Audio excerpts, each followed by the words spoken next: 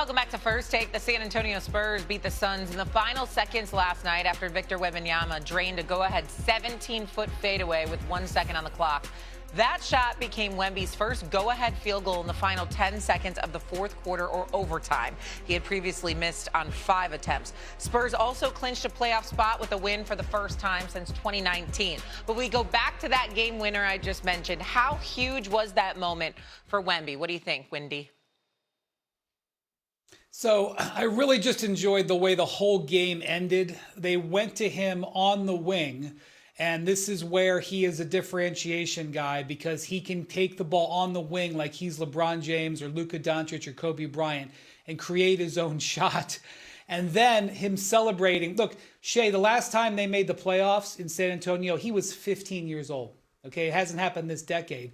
And, you know, he has really rallied that fan base, and he's calling for the drum that he started this tradition. It wasn't their marketing department that started the tradition. He wanted to make a tradition at the end of the game, and he called for the drum, and he came out and pounded the drum. These are the moments that in their rise are going to be so special.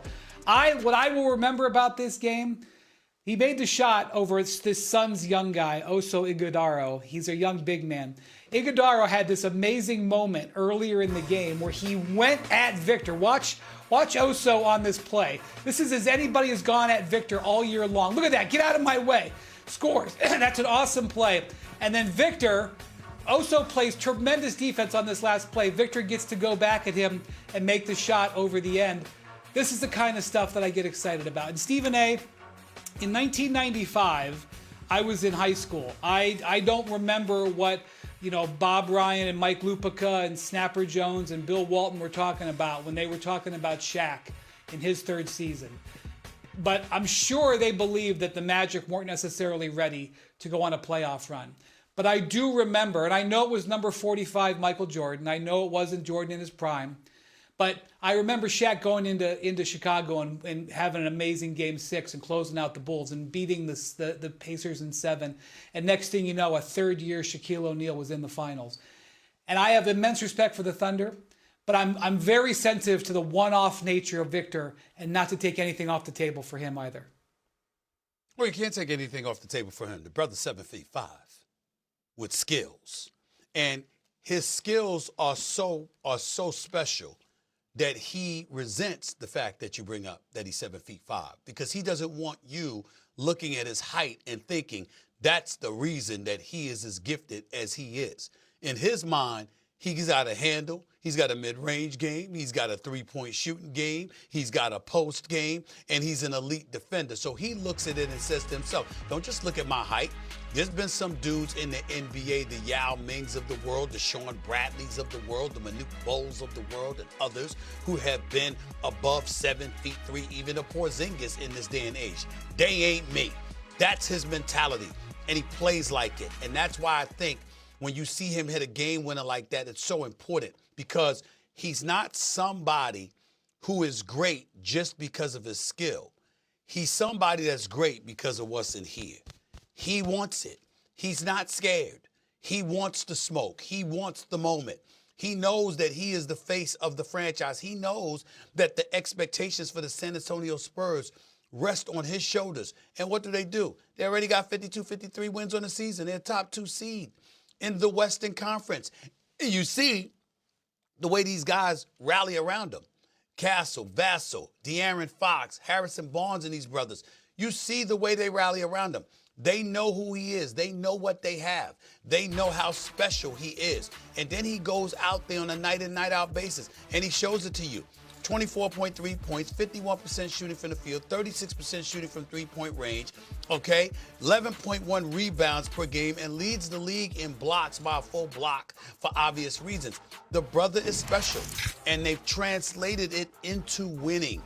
And even then, with all of this going on, he's telling us, Shay, he's telling us, Wendy, it ain't enough. They chant MVP. It ain't enough. He want the MVP. He want the Defensive Player of the Year. And he won a championship. And we are sitting here in his third year in the league, and we can legitimately say we can't rule out any of the three. Think about that. We can't rule out, we know he's going to get Defensive Player of the Year. We can't rule out that he could win MVP. because they're winning, and he's a top candidate for MVP honors because he deserves it because of what he does on both ends of the floor. And you can't rule out the possibility that the San Antonio Spurs may win the chip. All three things he's in line for. And he's literally telling you, not only does he want all three, he's coming for all three. And then to go out and do that last night, he's just letting you know there's levels to this. And he's on a level very few have ever seen. I agree with that. And the fact that the Spurs have had the Thunder number all season long matters, obviously. Wendy, I know you had thought the experience would be a problem for the Spurs, but now that they're showing ways to win, late game situations, Wemby with the ball in his hands and making shots in clutch time, all very impressive. On that game winner that he just hit, has the conversation around Wemby and the Spurs changed because of it?